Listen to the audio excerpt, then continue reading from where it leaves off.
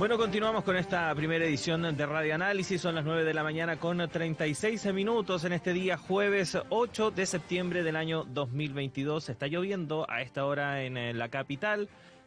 Sabemos que siempre que decimos que llueve en Santiago se trata a los capitalinos de exagerados, es una lluvia tenue, leve a esta hora, pero de todas formas avisamos porque hay que tener cuidado, sobre todo al manejar, porque esta lluvia que es media débil vuelve el piso muy resbaladizo y eso puede provocar algún tipo de accidente, choque por alcance, etcétera. Entonces hay que tener cuidado. Como cada jueves es tiempo de hablar de economía y para eso están siempre dispuestos con nosotros nuestros amigos y amigas de Fundación Sol. Saludamos en esta ocasión al sociólogo Benjamín Sáez. Benjamín, ¿cómo estás? Bienvenido de vuelta acá a Radio Universidad de Chile. Buenos días, un gusto saludarlos nuevamente. Sí, Benjamín, vamos a hablar respecto de seguridad social a partir de lo ocurrido en el plebiscito del pasado 4 de septiembre, porque cambia bastante el panorama respecto de lo que se proyectaba con una victoria del apruebo, con una constitución que buscaba avanzar precisamente a un Estado social democrático de derechos respecto de lo que tenemos actualmente y que finalmente lo que se consolida con el resultado de la elección del pasado domingo. Te quería pedir una primera reflexión a nivel general acerca de cómo abordar este tema, el de la seguridad social, tomando en cuenta lo que pasó en el plebiscito.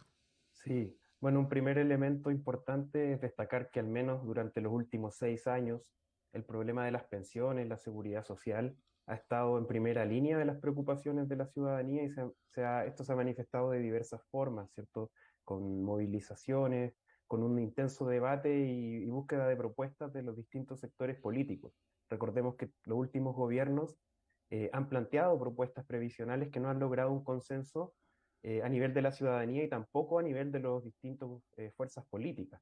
Por lo tanto, es un tema que eh, no está resuelto, que plantea muchas interrogantes y que sin duda, como tú bien señalas, a partir del resultado del último plebiscito, también plantea una serie de interrogantes en relación a cuál es el pie en el cual se va a presentar esta potencial reforma de pensiones. Y ahí ya es relevante señalar que hay algunos puntos eh, que no están siendo abordados suficientemente, incluso desde la propuesta que ya se dibujaba sobre la mesa.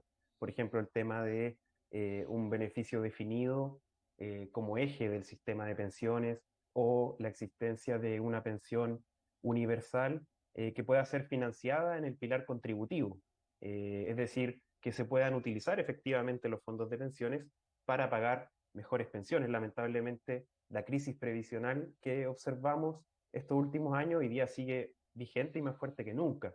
Las personas que han ahorrado entre 35 y 40 años, que recibieron su primera pensión en junio de este año, apenas logran autofinanciar una pensión que no supera los 342.000 pesos. Es decir, si la comparamos con lo que hoy es la pensión garantizada universal, personas que han ahorrado 35, 40 años, apenas logran superar ese monto en 150.000 pesos. Lo importante ahí es preguntarnos quién hoy puede vivir con 342.000 pesos o con un monto inferior a los 200.000, que es lo que vemos hoy día con la pensión garantizada universal. Entonces, la urgencia hoy sigue muy presente y es uno de los puntos, sin duda, más controvertidos y, por otro lado, con más expectativas por parte de la ciudadanía. Ujú. Benjamín, previo al plebiscito y bueno, con toda la discusión constitucional en marcha, se produjeron una serie de acercamientos que quizás en otro tipo de contextos no se hubiesen concretado, por ejemplo, con el gran empresariado, con representantes también, bueno, de fuerzas políticas que en general han estado contrarias a realizar modificaciones muy profundas respecto de lo que es actualmente el sistema de pensiones. Y estos acercamientos se dieron porque había una motivación, por así decirlo, que era la presión ciudadana que se había expresado fuertemente en las calles en la última parte del año 2019 y también parte del año 2020 y que se había expresado también a través de una serie de resultados en las elecciones que tuvimos posteriormente. Pero para muchos esa motivación desaparece de alguna forma luego del plebiscito del pasado 4 de septiembre y hemos visto y escuchado en algunas declaraciones de dirigentes políticos y también empresariales electorales, volver a un poco al status quo que teníamos hasta antes de todo lo que ocurrió hace 2 años y medio atrás. ¿Cómo poder interpretar eso y cómo poder evitar que finalmente esto se haya vuelto un círculo y volvamos nuevamente al punto de partida? Claro, ahí Claudio, yo creo que es importante considerar que hemos visto fluctuaciones relevantes en términos electorales, por un lado. Eh, y eso quiere decir que más que marcar un punto ideológico o un compromiso político o que cierto sector considera estas votaciones como un capital político, como parte, como algo propio, ¿verdad? Lo que vemos es que se están manifestando fluctuaciones relevantes en estas preferencias electorales. En este caso también es muy relevante considerar que era un plebiscito que votaba toda la propuesta. Es decir, hay que de alguna manera distinguir también cuáles son los puntos dentro de toda la propuesta de cambio constitucional que generan más o menos consenso a nivel ciudadano. Por lo tanto, también eso es un punto relevante. Probablemente hay puntos de la propuesta que se rechazó que sí generan un cierto consenso a nivel general y otros que evidentemente no logran ser atractivos para la mayoría de la población. Yo creo que en ese sentido es destacable, por un lado, también considerar que aquí se ha expresado una votación bastante inédita en términos de lo que ha significado el padrón y, y que desde que se han ido de alguna forma aflojando estos mecanismos para restringir, acotar el alcance de lo que puedan ser las elecciones, hemos visto resultados sorprendentes en términos de lo que elige la ciudadanía. Entonces, así como en el plebiscito de entrada, ¿verdad? Se mostró una preferencia que de alguna forma sentó un precedente o dejó una idea sobre la correlación de estas fuerzas. Hoy en día el plebiscito de salida plantea algo similar, pero no es claro qué tan estático sea esta orientación o este apoyo que concitan las fuerzas, en este caso del rechazo. Ujú. Por lo tanto, más bien es un escenario que está abierto. Creo que es difícil que alguna fuerza política se pueda arrojar completamente eh, ese tipo de votaciones. Más bien es importante observar cómo esto va a tener fluctuaciones muy posiblemente en los próximos años y también, bueno, la incertidumbre que hoy queda respecto a cómo continúa el proceso, que es un punto relevante también. Ujú. Benjamín, efectivamente lo que dice es muy cierto en el sentido de que lamentablemente por las características que tenía esta elección y la gran cantidad de temas que abarcaba la propuesta constitucional es prácticamente imposible saber qué fue lo que rechazó finalmente la gente, a menos que hagamos una encuesta con los 7 millones y medio de personas, un poco más, que votaron rechazo y preguntarles una a una qué fue lo que no les gustó de la propuesta constitucional. Pero, por ejemplo, escuchábamos en voz del senador de la Unión Demócrata Independiente, Juan Antonio Coloma, decir de que esto era un portazo a la idea del gobierno y también de la propuesta constitucional de avanzar en mayor solidaridad en el tema de las pensiones y que en el fondo lo que se reafirmaba con el resultado era el concepto de que la gente quiere ser propietaria de los fondos. Ahí también hay que ver en qué consiste el tema de la propiedad de los fondos, porque también mucha gente puede interpretar eso como que buscaría tener libre disposición de los fondos que están presentes en la AFP y sabemos que eso en el actual sistema no es posible. Pero el senador de la UDI hizo ese punto para, en cierta forma, dar a entender al Ejecutivo de que su propuesta de reforma previsional debiese ir en ese sentido y no en el que al parecer se estaba manejando inicialmente. Pero hay otras voces también, por ejemplo, el economista Guillermo Larraín señalaba que eh, la derecha hizo un compromiso hacia avanzar a un Estado social y democrático de derechos, firmó una declaración previo al plebiscito yendo en esa dirección y que precisamente ese Estado social y democrático de derechos necesita avanzar en componentes mayores de solidaridad para poder finalmente cumplir con esa idea, ¿no? ¿Cómo ves ese debate que se abre ahora, ¿no? Respecto de la propiedad de los fondos, qué significa ser propietario de tus fondos y también respecto de la propuesta que se espera para los próximos días por parte del Ejecutivo? Bueno, en primer lugar es relevante considerar que esto no era un referéndum respecto a cuál es el tipo de sistema de pensiones que quiere el país que exista. Y en ese sentido también es muy relevante considerar que el sistema actual no fue elegido por la ciudadanía, fue un sistema impuesto y en el fondo es el sistema con el que se ha vivido y que hoy día está obteniendo resultados que son tremendamente críticos. En ese contexto es importante separar algunos puntos. Por ejemplo, hoy, si uno lo mira desde un punto de vista técnico, un sistema basado solamente en la capitalización individual no puede, y eso lo demuestra el sistema chileno, pagar pensiones que sean suficientes. Esto se debe a que el uso de los fondos no se dirige al pago de pensiones, sino que más bien en esta lógica de la capitalización individual se invierte en el mercado financiero, y lo que estamos viendo hoy día es que los resultados del mercado financiero, por un tema del comportamiento de estos mercados, hoy en día ofrece rentabilidades que no son las que ofrecía en los años 80, en los años 90 o en los años 2000. Por ejemplo, si vemos ahí las proyecciones que vienen para la próxima década, incluso nos indica que la capitalización individual va a ser cada vez más difícil, las tasas van a ser cada vez menores. Y por lo tanto, esa lógica, desde un punto de vista técnico, si uno mira lo que está pasando con el mundo financiero, no es suficiente para asegurar ese financiamiento de pensiones suficientes. Entonces, esa discusión que es de fondo, hoy en día lamentablemente no se ha dado de forma suficiente. Y uno de los puntos que organizaciones como la Organización Internacional del Trabajo recomiendan para las reformas de los sistemas de pensiones es que exista un nivel de diálogo social amplio para poder poner sobre la mesa estos problemas. Es decir, un estudio a fondo, por ejemplo, sobre la suficiencia proyectada que tenga este sistema. Hoy día también hay estudios relevantes que nos muestran que las tasas de reemplazo son muy bajas, es decir, también para las personas de más ingresos, el sistema de AFP les está entregando pensiones que no se corresponden con lo que han aportado al sistema. Y esto lo hemos visto, por ejemplo, nosotros, incluso en sectores como el minero, de altos ingresos, en los cuales un sistema solidario de reparto podría también entregar mejores resultados. Entonces, ese es un punto también que es significativo. ¿Cómo avanzar hacia un momento de diálogo social en el cual por primera vez podamos decidir efectivamente cuál es el modelo de pensiones que se quiere y por otro lado, eh, qué sistema de pensiones puede ser más eficiente? Y en ese contexto también es relevante romper algunos de estos puntos ideológicos. Por ejemplo, hoy en día los sistemas de reparto tienen componentes de capitalización colectiva importantes para asegurar su sostenibilidad en el tiempo.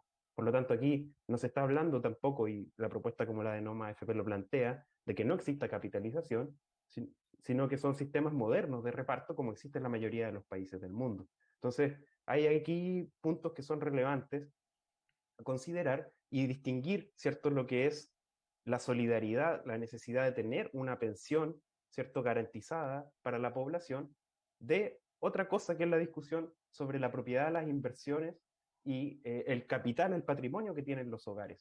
De alguna manera, esas son dos discusiones que van por distintos carriles. Lo que pasa es que hoy, debido a los bajos salarios, debido a la precariedad del mundo laboral, los hogares no tienen capacidad de ahorro, más bien al revés, tienden a gastar mucho más de lo que reciben como ingreso y por lo tanto estos fondos previsionales que aparecen como un capital individual, ¿cierto? Se vuelven atractivos porque constituyen gran parte del ahorro de los hogares a nivel nacional si uno lo mira hoy, porque es un ahorro forzoso.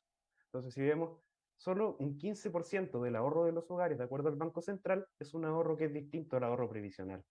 Por lo tanto, genera efectivamente una expectativa que es legítima debido a que es un ahorro forzoso que han tenido las personas y es un fondo que lo pueden ver, que a partir de lo que sucedió con los retiros también vemos que hay todo un debate respecto a cuál es el uso de esa propiedad.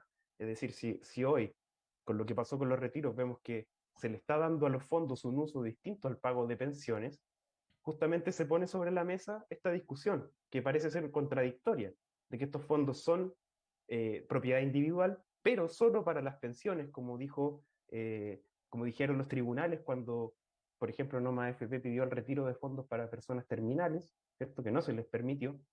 Eh, y eso da cuenta justamente de que hay una contradicción entre esta idea de la propiedad individual y lo que es la seguridad social o ciertas prestaciones garantizadas que pueda tener la mayoría de la población.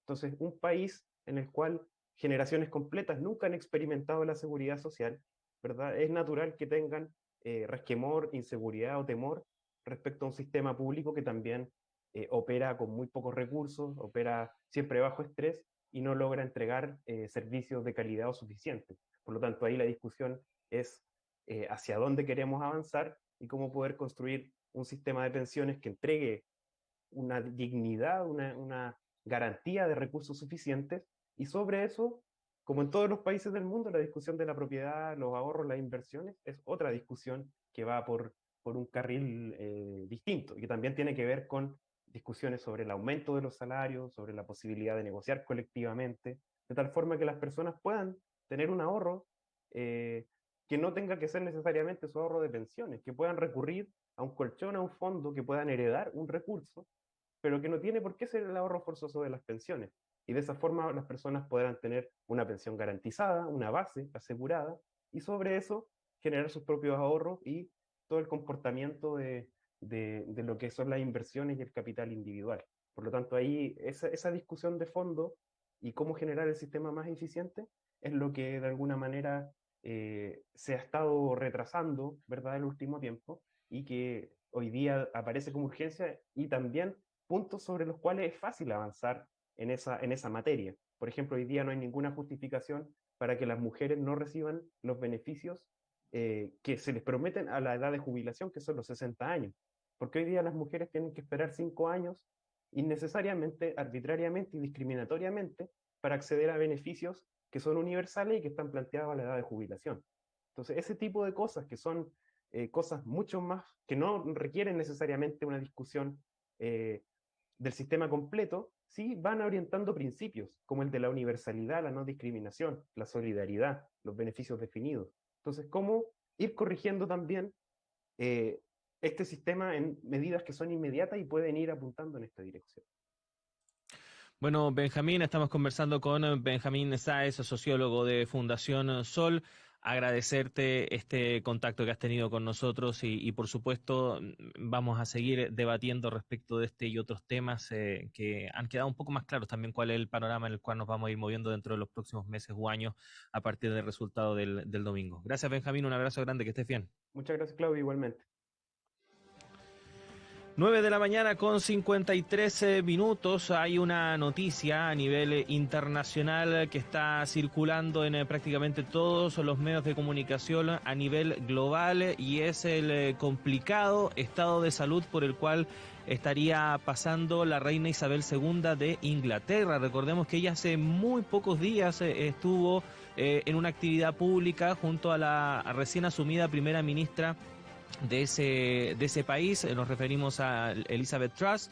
Se le veía en buenas condiciones en general, pero al parecer durante las últimas horas ha presentado un agravamiento en su estado de salud. Esto es una información oficial que ha sido confirmada por los médicos que en general atienden permanentemente a la reina Isabel II. Recordemos que ella es una persona bastante mayor, más de 90 años, y la noticia actualmente es que se encuentra en su residencia actual ahí en Escocia, en el castillo de Balmoral, y que la familia real se está dirigiendo a ese lugar. Ya habría llegado el príncipe Carlos y estarían en camino también el príncipe Guillermo y Enrique de Inglaterra junto a sus respectivas esposas. Una información que ya está confirmada. Habría un agravamiento en la salud de la reina Isabel II y se está a la espera respecto de lo que puedan decir los médicos y la propia familia real dentro de las próximas horas. La reina Isabel II, que es una persona que, independiente de la valoración personal que uno pueda tener de ella y de la figura de la reina de Inglaterra, para bien o para mal, es una figura histórica que ha trascendido por décadas a nivel mundial y ha estado presente también en algunos de los hitos históricos más importantes del siglo XX y también del siglo XXI. Así que vamos a estar informando cualquier actualización respecto de eso en nuestro diario electrónico radio.chile.cl y también en nuestra segunda edición de Radio Análisis. Nos vamos, ya llega Antonella Esteves y Semáforo, que tengan un buen día.